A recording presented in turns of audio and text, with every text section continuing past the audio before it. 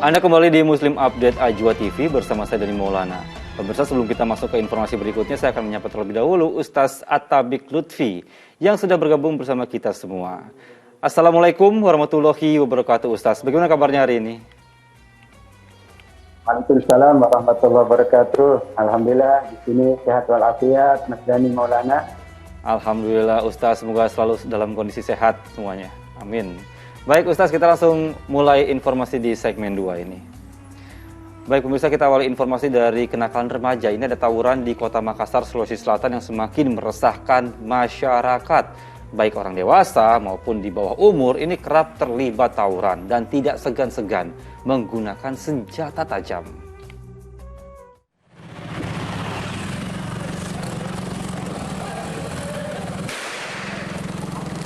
Tembakan peringatan dilepaskan aparat gabungan Polsek Ujung Pandang dan Jatanras Polrestabes Makassar, Sulawesi Selatan saat membubarkan tawuran antara warga Bulo Gading dengan warga Somba Opu pada Minggu dini hari. Satu orang terduga pelaku tawuran ditangkap di lokasi kejadian. Sedangkan satu orang lainnya ditangkap saat sedang bersembunyi di salah satu rumah warga. Di lokasi tawuran, polisi menemukan satu jari tangan yang putus terkena sabetan senjata tajam. Korban yang kehilangan jari tangan dan juga terluka serius di bagian kaki kini dalam perawatan intensif di Rumah Sakit Stella Maris Makassar. Kita amankan 2 orang sebagai yang termasuk bagian daripada kelompok. Jadi di TKP juga kami amankan beberapa busur, anak panah. Pada waktu yang bersamaan di Kota Makassar, tim gabungan Polsek Talo dan Jatanras Polrestabes Makassar menangkap 5 orang remaja pelaku tawuran yang terjadi di Jalan Muhammad Yufri pada Jumat 18 Maret lalu. Dalam tawuran itu, para pelaku melukai seorang remaja dengan busur panah di bagian kepala. Mirisnya, 5 pelaku itu berusia antara 12 tahun sampai 14 tahun. Yang kita tahu adalah masalah pertandingan sepak bola. Setelah mungkin ada yang kalah, tidak terima, akhirnya dia janjian lewat WA untuk mengadakan perang kelompok di perbatasan antara Lorong 1 dan Lorong 7 Kecamatan Talo. Korban kini dalam perawatan intensif di rumah sakit, sedangkan para pelaku bersama barang bukti diamankan ke Polsek Talo untuk pemeriksaan lebih lanjut. Andi Muhammad Sardi melaporkan dari Makassar, Sulawesi Selatan. Astagfirullahaladzim, sungguh-sungguh perbuatan yang tidak habis pikir pemirsa ini, baik orang dewasa maupun anak-anak, dua-duanya sama-sama saja berbuat hal yang sangat membahayakan nyawa orang lain dan juga bahkan nyawa mereka sendiri. Ustaz, saya ingin bertanya Ustaz, ini kita bisa lihat tadi bahkan salah satu di antara mereka pelakunya itu adalah anak-anak usia 12 sampai 14 tahun, Ustaz. Ini apa yang terjadi dengan masyarakat kita sebenarnya Ustaz sampai bisa seperti ini? Ya, astagfirullahaladzim Mas Dani, ini satu hal yang tentu memilih ya, diri hati kita, diri pula batin kita. Bagaimana mungkin anak-anak yang seyogyanya meningkatkan prestasi mereka, pendidikannya, pembelajarannya, ibadahnya, berbagai macam prestasi-prestasinya, olahraganya, budayanya, seninya. Itulah yang kita harapkan dari para remaja dan para pemuda. Kenapa terjadi demikian? Bahwa ini sudah berulang kali terjadi kaum remaja atau anak-anak melakukan tindakan anarkis. Yang pertama, kalau kita melihat sudut pandang agama, bahwa pendidikan agama itu amat sangat penting. Pendidikannya bukan ketika di sekolah saja, bukan ketika di rumah saja, tapi ada yang bernama pendidikan agama secara sosial. Kita semuanya, masyarakat, tetangga, RT, RW, bahkan semua kita sesungguhnya bertanggung jawab memastikan anak-anak kita mendapatkan pendidikan agama, pendidikan akhlak, pendidikan moral.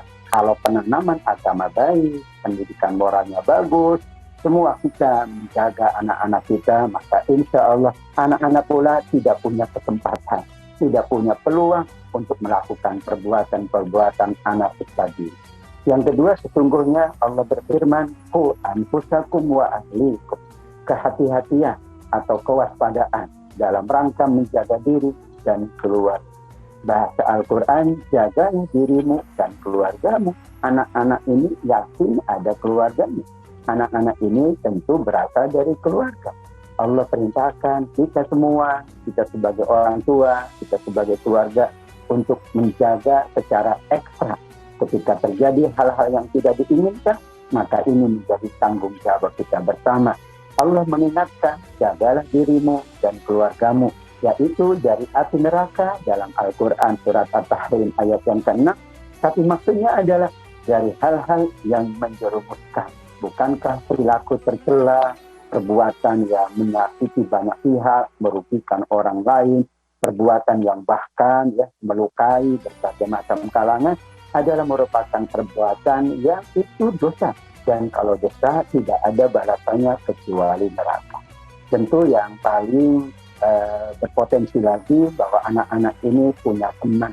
Anak-anak ini punya pergaulan. Untuk itu kita sebagai orang tua, sebagai keluarga dan masyarakat berusaha untuk menjaga pergaulan anak-anak kita dengan sebaik-baiknya. Banyak aktivitas yang sesungguhnya menjaga agar pergaulan itu positif. Ada sekarang komunitas olahraga, komunitas seni, komunitas budaya.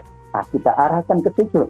Karena kalau anak secara psikis itu ada kesibukan, dia tidak akan melakukan tindakan anarkis. Tapi kalau tidak ada kesibukan, tidak ada aktivitas yang berguna, khawatir anak kita melakukan hal-hal yang tidak berguna, malah membahayakan semuanya, termasuk masa depan anak-anak kita semua.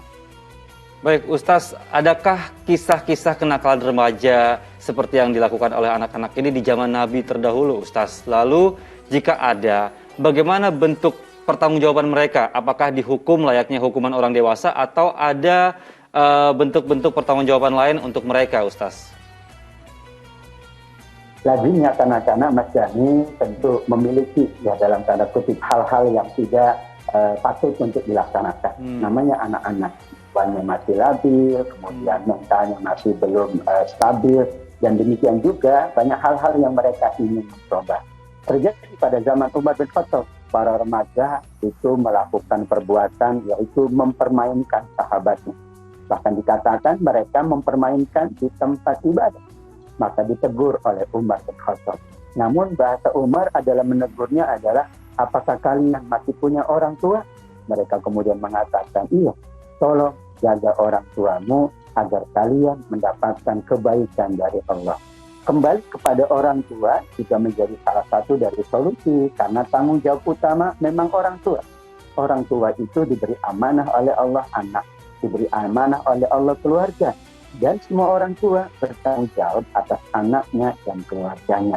Kedua, di zaman Ali bin Abi Thalib juga ada remaja-remaja yang mereka bersendagurau secara berlebih-lebihan. Tentu tawuran belum ada masa itu atau ngetrek belum ada, tapi bersendagurau berlebih-lebihan. Bahkan ada yang tersakiti, ada yang terlukai. Maka kata Ali bin Abi Thalib, wahai anak-anakku, sesungguhnya kalian itu akan lebih baik dari kami. Kalian ini remaja, kalian anak-anak. Waktu kalian amat sangat panjang. Fa inna zamanakum tawil. Kalian masih punya masa depan. Janganlah kalian sia-siakan masa depan kalian. Karena apa yang terjadi pada kalian itu bisa jadi mempengaruhi masa depan kalian.